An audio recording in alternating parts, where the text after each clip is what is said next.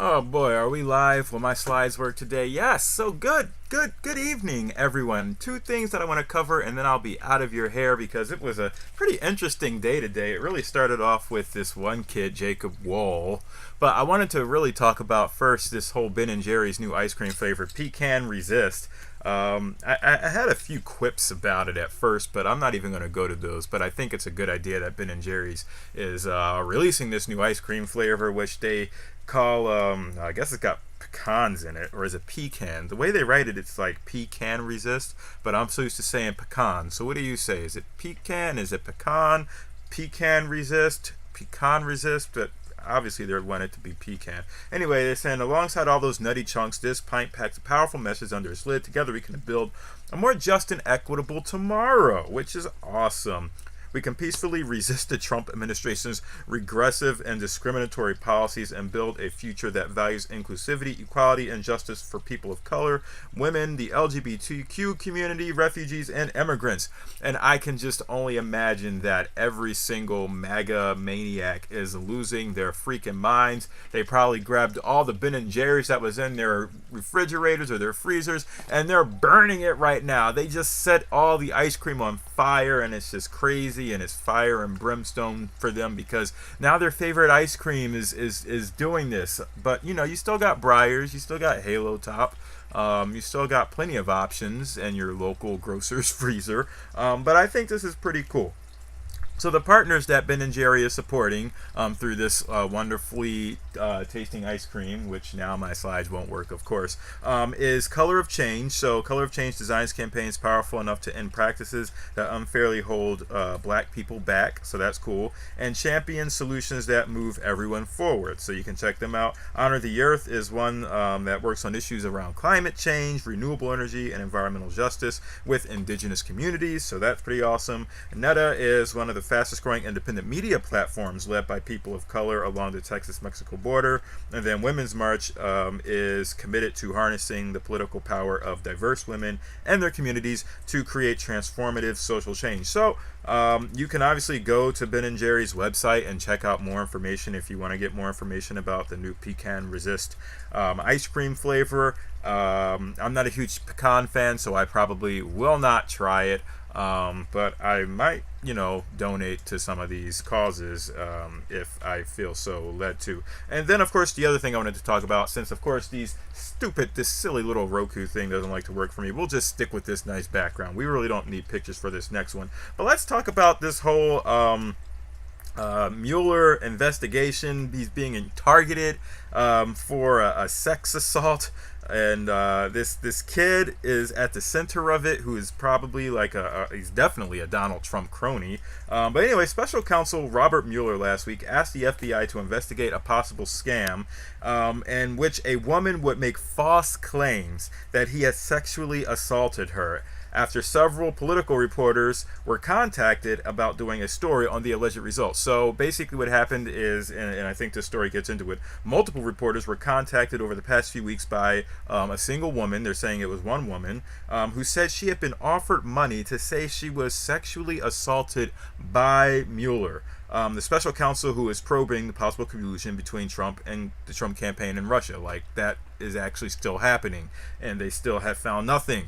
Even though Trump keeps saying no collusion, they keep finding things and he keeps saying no collusion. So now they finally were saying, well, hey, let's just do the same thing that they did to Kavanaugh. Let's do that to Mueller and just totally muck things up. Apparently that backfired. So this woman must have been contacted. She said she'd been offered money to say she was sexually assaulted by Mueller. After investigating, according to the political website Hill reported, the reporters each independently determined the assault allegation was likely a hoax, and that it was unclear if the woman had been offered money to make the claim. The reporters then contacted the special counsel's office to report that they had been approached about the scheme. When we learned last week of allegations that women were offered money to make false claims about the special counsel, we immediately referred the matter to the FBI for investigation, said Peter Carr. Now, when I immediately heard this, I took it two ways, because I'm one that, doesn't really take things at face value. Sometimes we got to think about it. And I'm like, this could either be one of two things. This could be the Republicans' way of discrediting, in a way, the whole Kavanaugh investigation, to say, look, this is how easy it is to give money to somebody, or, this is what would happen if, whatever. But at the same time, it backfired, because this is a woman who obviously didn't take the money, and called out the fact that she was trying to be bribed by someone to come out and stand up against Mueller. On the flip side, this could also be taken as, hey, this is actually someone that something did happen, and they are trying to just find as many people as possible.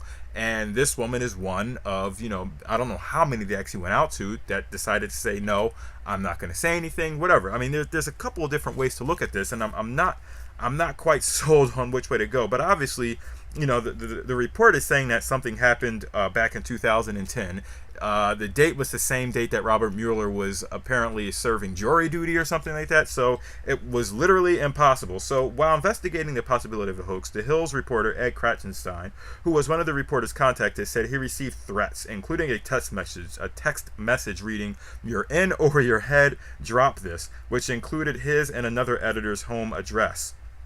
Around the same time, reporters began to be contacted about the assault allegations. Jack Berkman, a Republican lobbyist and radio host, began promoting via his Facebook page that he's investigating sexual misconduct and alcohol-related allegations against Mr. Mueller. On Tuesday morning, he tweeted that he would hold a press conference 2 days later to reveal the first of special counsel Robert Mueller's sex assault victims, which obviously means that literally up to this moment, he had women that were ready, I'm assuming, to come out against Robert Mueller, and this one woman was the one woman to say, I'm not going to do it. So this is the other way I could take it. Someone found out about it, and then they may have made up a woman, because we don't know the woman who said that she was offered money by some random GOP source. But this could be a way that people that are buddy-buddy with Mueller and who found out about this are trying to subvert those allegations. We just don't know. And I, for one, would like to see what happens on Thursday, if anything does actually come up. So this basically says, over the past 2 years, Berkman has peddled separate, evolving conspiracy theories that has blamed several different wild posts for the death of Democratic staffer Seth Rutsch. Honestly, this just sounds like House of Cards. It sounds like House of Cards, and House of Cards season 4 or 5, the final season, comes out November 2nd, this Friday. So please, don't ruin things for me, you guys. And so anyway, this goes on to say, so Jack Berkman's tweet, he also gave NBC News the phone numbers used by the women alleging she was offered money to make the allegations, which were both disconnected. Krachenstein and other journalists also pointed to Jacob Wohl, and this is where Jacob Wohl comes in, and apparently he's been at the center of this. He's the top trending topic, and everyone's just pretty much saying that Jacob Wohl is this little kid. He seems like he's actually a stock market genius. I'm guessing that Donald Trump goes to Jacob Wohl for his stock market advice. He's only like 20 years old. Anyway, this says Jacob Wohl is a disgraced hedge fund manager turned pro-Trump conspiracy theorist. And I actually went to Jacob Wohl's Instagram account. If you would like to go to his account, just don't. I mean, it's basically just him being like a little douchebag, to say the least, is what it looks like at first glance. So he's a disgraced hedge fund manager turned pro-Trump conspiracy theorist and Surefire Intelligence, which is some company that apparently he made up, and this is where it gets really silly. He gave Berkman a call. I gave Berkman a call. I wanted to know who Surefire Intelligence is. That's when he told me about Jacob Wohl, said Krachenstein. To me, this was all a setup from somebody trying to discredit the media. Early this morning, Wohl tweeted, several media sources tell me that a scandalous story about Mueller's breaking tomorrow should be interesting. Stay tuned. Reached by direct message on Twitter, Wohl denied having any hand in any plot to pay women making false allegations against Mueller. I don't have any involvement in any investigation of any kind, he said. I'm not quite that cool, although his Instagram account will make him seem like he's the coolest person in the world. The allegations still took off as viral posts on far-right news sites known for spreading fake news and discrimination tied to Wohl. Gateway Pundit, which, again, I checked out this website, and it's just... it's the most right-wing conspiracy, crazy type of... it's amazing, the websites that are out there on the internet that have all this news, and people read it, and they actually, just drink it up. It's amazing to me. So, Gateway Pundit, where Wohl is employed as a writer, touted their exclusive documents about a very credible witness. And if you look at the documents, if you read the document, again, it says that Mueller was in a place that he obviously couldn't have been because he was serving jury duty in a completely, different location. So, in a statement, Surefire Intelligence tweeted that it is not comment on current, past, or future operations, nor the lack thereof. So we got no information from them as well. Wohl declined to comment on his involvement with Surefire Intelligence. However, his email is listed in the domain records for Surefire Intelligence's website and calls to a number listed on the Surefire Intelligence website went to a voicemail message, and this is where it gets even better, which provided another phone number listed in public records as belonging to Wohl's mother.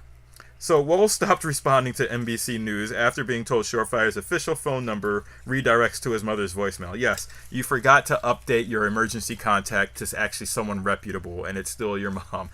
Just amazing. So again, I'm not quite sure where this story is going to go, whether any of this is reputable. Again, did someone find out that Robert Mueller was about to get dragged under by actual women that were assaulted by him, and so they threw a random woman out there to say, hey, someone has claimed that they were being paid and we're going to undercut this, and now the people that are trying to attack Mueller won't have any story? Did someone just undercut that story completely? Or is this true? Did someone actually offer money to a woman and to women to come out and say that Robert Mueller assaulted them? Because this is how it starts. This is how you breed mistrust in the media. Because now what people will think is, well, if they did it for this woman and this woman stood up, let's think back to Brett Kavanaugh. Did the women that stand up against Brett Kavanaugh, were they being paid? Like, it starts to just sow seeds of mistrust into your mind. Like, what's true, what's false, all those things. But, we'll find out. We'll see on Thursday if anything actually does happen in this latest edition of House of Cards. I am so interested. I might actually have to buy some of this new Ben & Jerry's ice cream and just sit down and watch myself. So that's all I wanted to talk about today. The new conspiracies of the week. The new it's just crazy. This is our scandal-ridden news, false or not. This is just the society that we live in today. It's not cool. It's not fun at all, because meanwhile there are children and people dying in Yemen because the Sauds are losing their mind, and they're, there's just so much stuff happening. I saw just a terrible picture of a poor child in Yemen, literally emaciated because of the human rights, just the disregard for human rights happening right now in Yemen. Maybe I'll talk about that tomorrow, but just craziness. So anyway, that's all I want to talk about today, and I will see you all tomorrow. Let me know what you think about these stories, and I will see you all tomorrow. Peace out. Have a wonderful